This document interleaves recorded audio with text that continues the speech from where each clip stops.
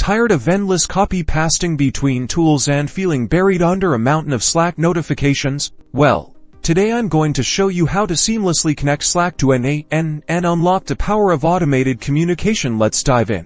First, open your N8n workflow. If you don't already have one, create a new workflow by clicking the plus button on the left-hand side of the screen. Next, we need to add a Slack node. Search for Slack in the Nodes panel and drag and drop it onto your workflow canvas. Now, click on the Slack node. You'll likely see a message prompting you to add credentials. Click on Add New Credential. This will open a new window where you can configure your Slack connection. You'll be redirected to Slack to authorize N8n to access your workspace. Choose the Slack workspace you want to connect to N8n. Make sure you have the necessary permissions within that workspace to install apps. Review the permissions N8n is requesting and click Allow. N8n needs these permissions to send messages, manage channels, and perform other actions within your Slack workspace. You'll be redirected back to N8n now.